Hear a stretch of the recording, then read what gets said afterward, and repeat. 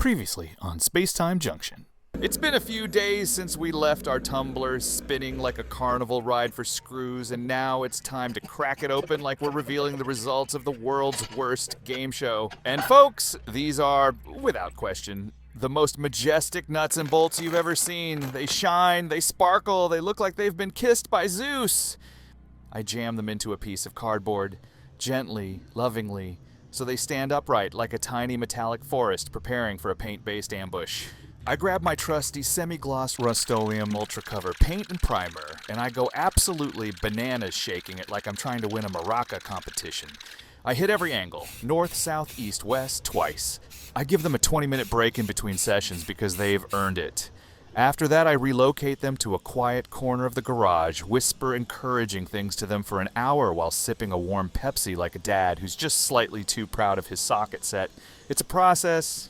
Next, we begin the ancient ritual known as emptying the cabinet, which mostly involves taking out all the easily removable parts so we can tilt it back and stare into the abyss that is arcade undercarriage maintenance. And what do we discover? The original shipping skids from 1983 are still attached to the bottom. Incredible. These were meant to protect the cabinet during shipment and instead became little wooden dirt motels, so we pry them off and send them to college where they will major in obsolescence and minor in being in the way. While we're under there, we spot yet another old friend, a full set of crusty old metal leg levelers. These go straight to retirement and are replaced with our beloved Gabriel Glide leg levelers, the Cadillac of cabinet feet. They're smooth, they glide, and most importantly, they won't make your hardwood floor cry. Now let's gently tip our machine onto its side so we can give the black primer a little sanding, just enough to tickle it before installing our gorgeous Morocco-style black vinyl.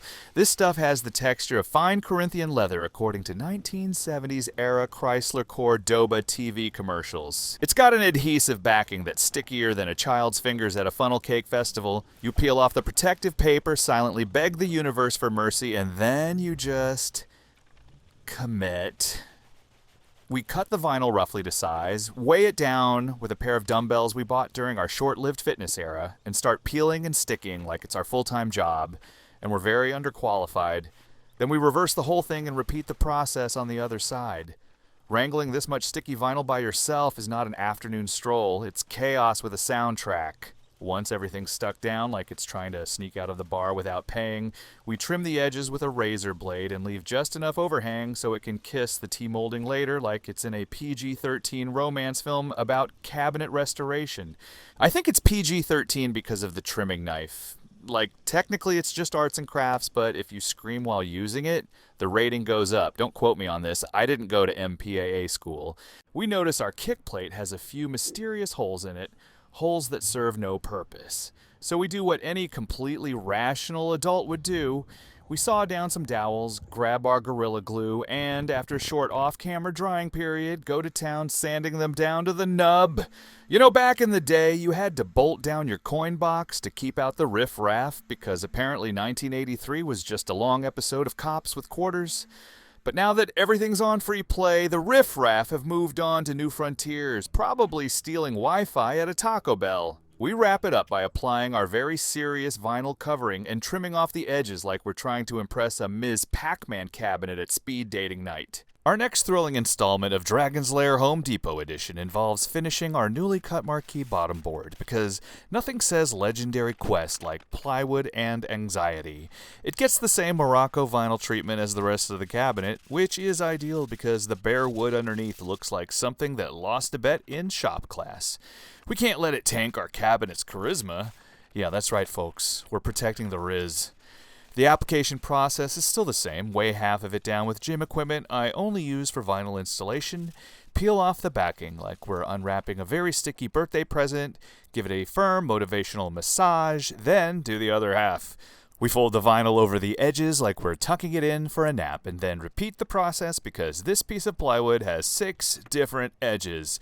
Thank you, 1980s Cinematronic arcade cabinet designers. You were surely very sober and not at all under the influence of anything more than a can of soda, right? Finally, we grab our newly sanded and sassy bottom bracket and screw it in with dramatic flair. Finally, we bring out the marquee itself to make sure we did not mess anything up, because nothing says confidence like double-checking your own work while narrating it on the internets. Did I just say finally 2 times in a row? Yeah, I lied. Bold of me, I know. There is no finally. There is only next. Maybe eventually there'll be a finally. But right now we're applying our beautiful faux leather vinyl to the inside of the cabinet. Because this arcade machine apparently wants interior design. This part? Easily the most tedious stretch of the project. There are curves, there are corners, there's a section that looks like someone took a bite out of it in 1983 and never confessed. Now technically most of this will be hidden behind the monitor bezel, so we could half-heartedly slap it in and move on. But we are not those people. We are the people who rub and trim vinyl for honor, because unlike the factory that applied this stuff before cutting the cabinet shape, we're retrofitting like maniacs with a dream. And when we do finish, and we will, we'll stand tall and say, "Hey, we covered all of it. Where's our prize?" Spoiler alert, it's a frozen pizza and a deep sense of emptiness. You know what'll cheer me up in the meantime? Putting the marquee together and then taking a good look at it and thinking to myself, "Hey, I'm almost done. This is great, right?" We're not almost done. We're not. Oh. So now, at long last, it's time to install our T-molding, also known as arcade cabinet dental floss. But first, we must choose the right roll of T-molding because we're not monsters. We don't just slap the first plastic noodle we find onto the side of a national treasure. Now, while you watch our rapid-fire installation, let us explain the process we went through to get here. We sifted through our inventory, which includes, every roll of T-molding that's ever existed. It's like I'm running a black market trim shop out of my office.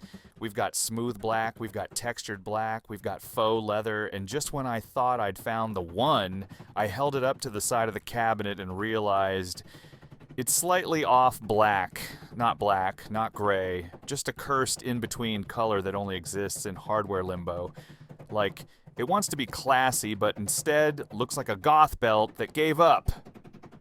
So, we go with the correct choice. Textured leather, confident, matte black T-molding, bold, timeless, slightly threatening. Now for the actual installation, which is basically me playing whack-a-mole with a rubber mallet. You press the little fin into the slot along the cabinet edge and just start hammering it in like you're trying to convince the arcade gods you're worthy. You know it's going well when the mallet starts bouncing like it's on a trampoline made of fun. Halfway through, you get so into it, you start forgetting how time works. Like, have I been installing T-molding for 5 minutes or 17 years? I don't know, but the rhythm of thunk, thunk, thunk begins to echo deep into your soul until you are the mallet.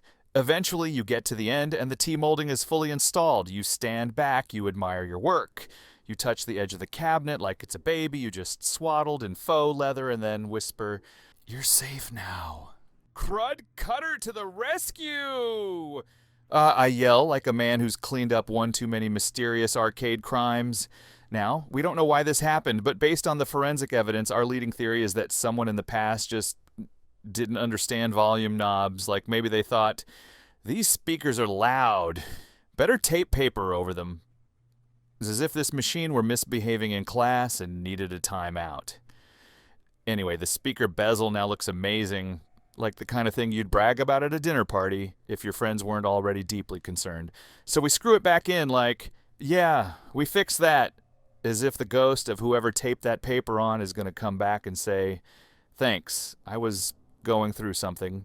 We've had this Dragon's Lair artwork just lounging around on top of our air hockey table like it pays rent. But it doesn't, so we pick it up and escort it across the yard like it's a groomsman at a medieval wedding, and we're about to glue it to a wall. We hold the side art up to the cabinet for a fitting, and guess what? It looks fantastic. To temporarily lock it in place, we secure it with the same blue painter's tape that once tried to hold the entire machine together during shipping. The irony is not lost on us. Now, installing the artwork, basically the same move we used on the vinyl. Tape half, apply half, panic slightly, and then do the other half. It's like performing delicate surgery, except the patient is a giant wooden time capsule from 1983, and we are very much not doctors. Hey, are there any dragons jokes? We should look that up. Hold on.